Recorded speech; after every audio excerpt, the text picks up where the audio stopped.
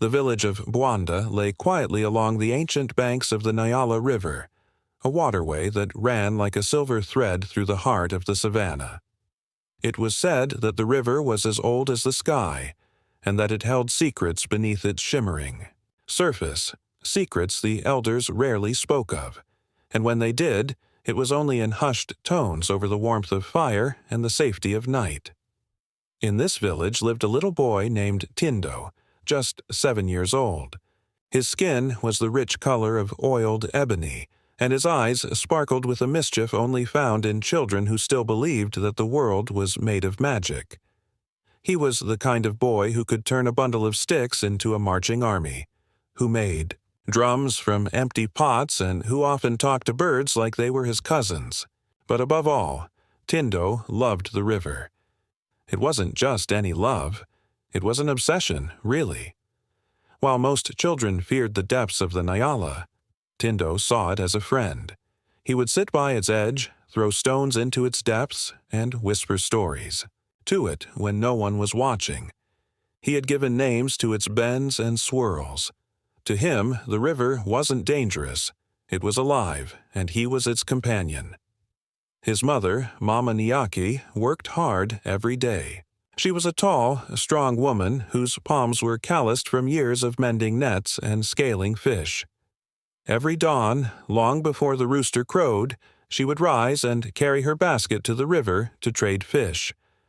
And every morning, as she prepared her wares, she warned Tindo like a prayer she repeated daily. Tindo, rivers are like snakes. They look calm, but they strike when you least expect. Tindo would nod, smile, and promise, "I won't go near, Mama."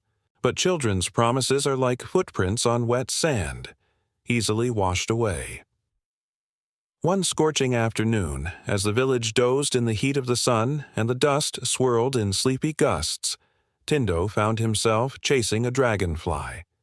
Its wings shimmered with the colors of the rainbow, blue, green, gold, and something in between. He giggled and ran barefoot across the cracked earth, ignoring the sweat that ran down his tiny back. The dragonfly danced through the air, and as if pulled by a spell, Tindo followed it, past the mango trees, past the old termite mounds, past the gnarled fig tree where the village elders sat. And then, without realizing, he was at the edge of the Nyala River. It was beautiful that day. The water glistened like polished glass, and the current whispered like a lullaby. The dragonfly hovered briefly, then zipped across the surface. Tindo followed it with his eyes, and before he could think, he stepped onto a half-submerged rock that jutted from the riverbank. Suddenly, the rock shifted. With a gasp, Tindo lost his balance. There was a splash, loud, sharp, like the crack of a whip, and the water swallowed him whole. He didn't even have time to scream. Down he went, flailing, eyes wide in panic. The cool river wrapped around him like a monster's arms. He could hear Mama's warnings in his head now, her voice clearer than it ever had been. His small arms fought against the weight of the water, but it dragged him deeper, as if the river had been waiting for this moment all along. Underwater, the world became silent and blurry. Tindo opened his eyes and saw sunlight slicing through, the green. His lungs screamed for air. Then everything started to go dark. Meanwhile, not far from the riverbank under a shaded neem tree, lay a scruffy old dog named Simba. He wasn't much to look at. His fur was patchy, one ear drooped oddly, and his hind leg had a limp from a trap he had escaped years ago. The village children often threw stones at him or chased him away with sticks. He was, to them, just a useless stray. But Simba was watching. He had seen the boy follow the dragonfly. He had seen the splash, and then something inside him stirred, something ancient, something wild, something noble. With a growl and a shake of his dusty coat, Simba stood up. Then he ran, limping yet determined, straight toward the river. He didn't bark. He didn't hesitate. He jumped.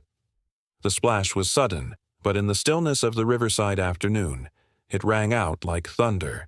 Birds took flight from nearby trees. Crickets silenced their chirp.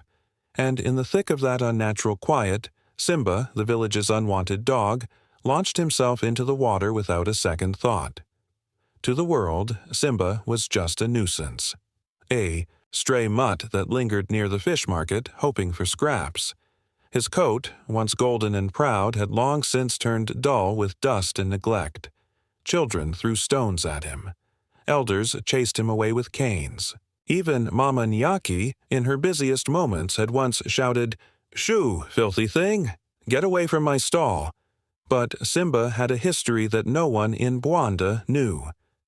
Years ago, he had belonged to a boy just like Tindo, a boy who once laughed. With him, fed him maize porridge under the moonlight, and whispered secrets into his ears. That boy, Tajiri, had drowned in the very same river trying to fetch a ball Simba had failed to catch. Simba had watched him go under, barking and barking until his throat went dry. But no one came in time. Since that day, the dog never barked at water. He only watched it with eyes full of guilt. Now, it was happening again. Simba swam, his muscles straining, every stroke a battle against the Nyala's strong current. His front paws cut through the water with desperate rhythm. Tindo was sinking, his tiny frame now fully submerged, his body limp, his arms drifting like seaweed. The river had begun its cruel claim. Simba dove. Underwater, he couldn't see much, but instinct guided him. His eyes, fogged by years and pain, found a blur of brown skin. He pushed toward it. His teeth gently caught the cloth of Tindo's tunic, and with all the strength left in his aging body, he turned and kicked against the river's pull. The current fought back. Waves slapped against his snout. Simba's lungs burned. His old injury throbbed painfully with every kick, but he didn't stop. He couldn't. Not again. Not this time. On the riverbank, a shriek pierced the air. Tinduit was Mama Nyake. She had come home to find her son missing. At first, she thought he had gone to the neighbors. Then she saw the familiar footprints in the dust, small and barefoot, leading toward the river. Her heart had stopped. She ran, dropping her basket, screaming his name over and over, her wrapper, loosening at her waist. And now, she stood at the river's edge, eyes wide with horror. She saw him, her baby, floating just beneath the surface. Then she saw the dog. "No," she whispered, confused. "That's the stray." Simba broke the surface with Tindo between his jaws. He paddled to the edge, grunting and gasping, and gently dragged the unconscious boy onto the muddy bank. The second Tindo's body touched dry land. Simba collapsed beside him, his tongue hanging, his sides heaving violently. Mama Nyaki dropped to her knees. "Tindo! Tindo!" She shook him. No response. "Please, no. God, no!" she cried, slapping his cheeks, sobbing wildly. "My baby, wake up!" Suddenly, the boy coughed. A small splatter of water escaped his mouth. Then another. And then he inhaled sharply, his little chest heaving with desperate breath. "Oh, thank you. Thank you, God!" Mama Nyaki wailed, pulling him into her arms, rocking him as he whimpered. Her eyes shifted to the dog. Simba lay still, his breath slow and ragged, eyes half closed. He was shivering, not from cold, but from exhaustion. Mama Nyaki crawled over and touched him hesitantly. For the first time in her life, she didn't push him away. Instead, she whispered, "You saved my child. You saved my child." Simba's tail thumped the ground once, then again, a small, weary wag. Then he closed his eyes.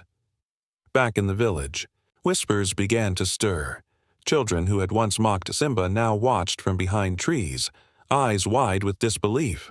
The elders, hearing Mama Nyaki's cries and the commotion by the river, came slowly, leaning on walking sticks and murmuring. When they saw Tindo alive and the dog lying at his side, the silence that fell was thick and holy. Elder Kajumba, the oldest man in Bwanda, stepped forward. His beard was white as clouds and his back curved like a bow. He knelt beside Simba, resting his hand on the dog's wet head.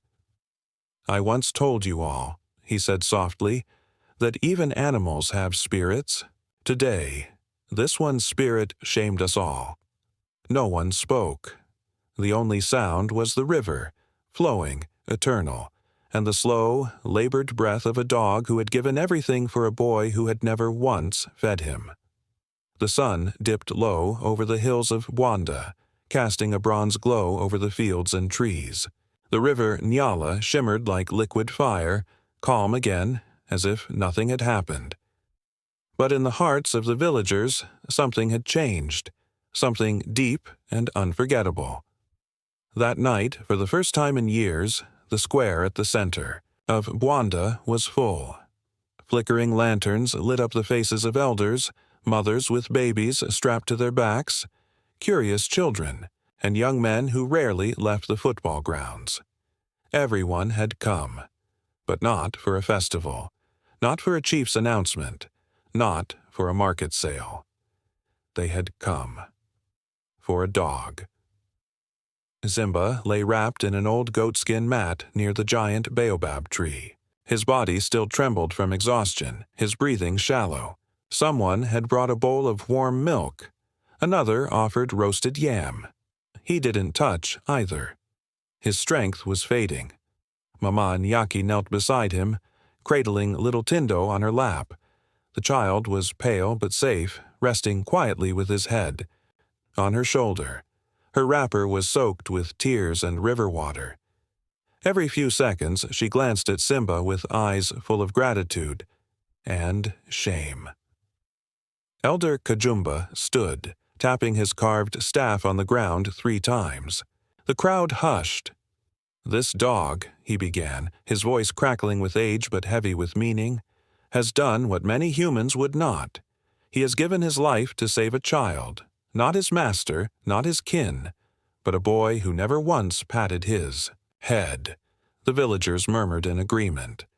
Some looked at their feet. Others exchanged guilty glances. Kajumba looked around. "You all called him dirty. You all threw stones. Some of you—" He paused, eyes narrowing. "Even beat him." Silence.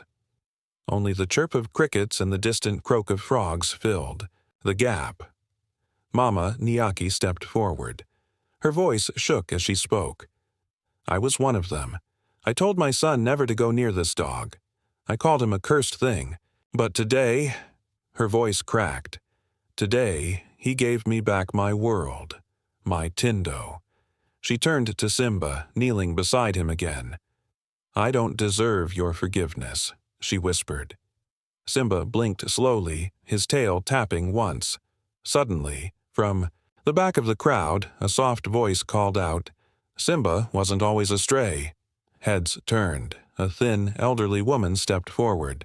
Her name was Auntie Koki, known for her silence, her solitary life, and her strange knowledge of the past.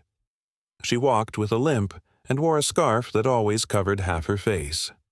No one in Bwanda knew much about her, except that she'd lived near the old mission ruins for as long as anyone could remember. "He once belonged to a boy named Tajiri," she said. The name struck the air like thunder.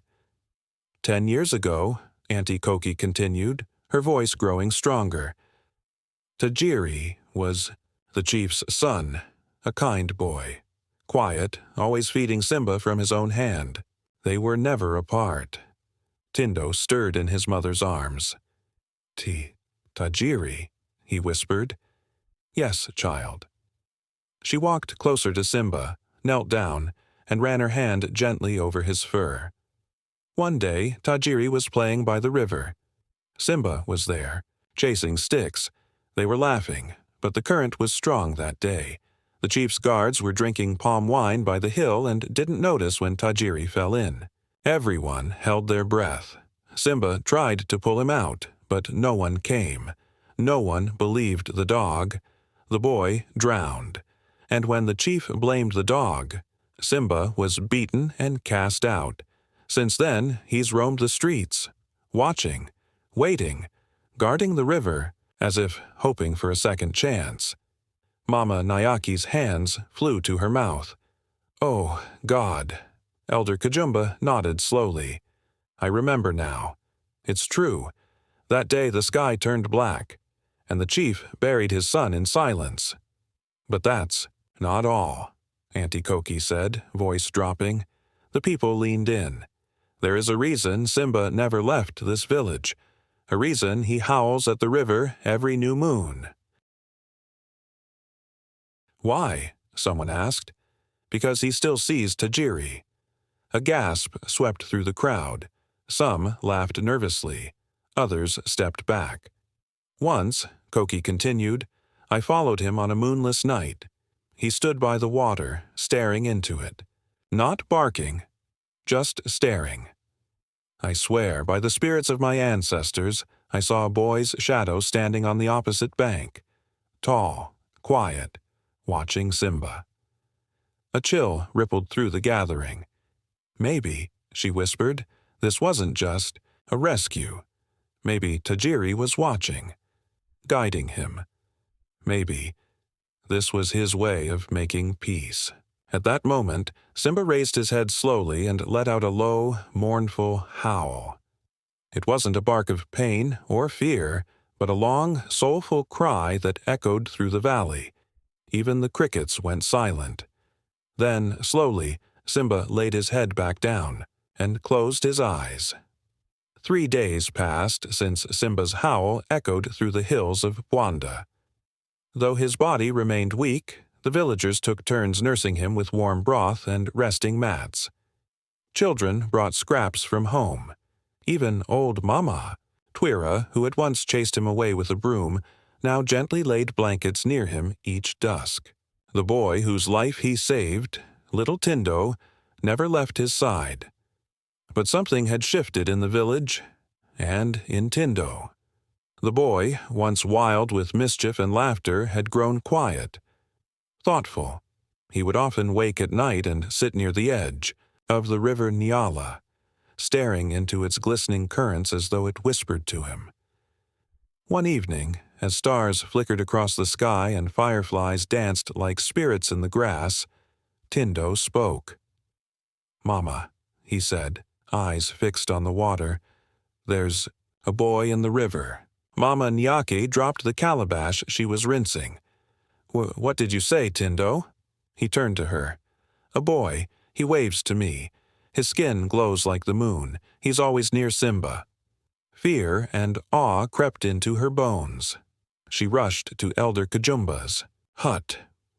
Within the hour, the village council gathered under the baobab tree once again. Auntie Koki was already waiting, a bowl of herbs in her lap. "The boy has been touched by Nyala," she said firmly. Kajumba's eyes narrowed. "You mean the river spirit?" She nodded. "When someone dies in those waters unjustly, their soul may linger if they left something behind. Tajiri left Simba. Simba saved another. That thread of loyalty and sacrifice may have stirred the spirit from its sleep." The villagers listened in silence. Many had heard of Nyala, the guardian, of the river said to appear only when a great wrong was made right. Auntie Koki stood. "There is one way to know. On the next full moon, the boy must walk to the riverbank with Simba. If the spirit accepts their bond, it will grant us a sign." Mama Nyaki's heart pounded. "Is it safe? Safer than ignoring what's already been set in motion." The night was cool and unusually still. Not a single leaf rustled. A full moon rose, glowing like a sacred eye in the sky. The village watched from a distance as little Tindo, holding Simba's leash gently, walked toward the water. Each step was lit by lanterns placed by the villagers, forming a soft, golden path to the river's edge. Simba walked beside the boy, not with the limp of a wounded stray, but with the strength of something larger, something beyond this world. Tindo stood at the water's edge and whispered, "We are here." A sudden wind rose, not harsh, but warm. The river rippled in circular waves as though breathing. And then a shape emerged from the water, not a body, not a ghost, but light, pure and golden, took the form of a boy standing across the river, just as Auntie Koki had said. The figure raised one hand. Tindo raised his, too. Simba barked once, loud, clear, not in fear, but in recognition. Then the figure smiled, and just as suddenly, it turned into hundreds of tiny blue butterflies that flew over the river and surrounded Simba and Tindo.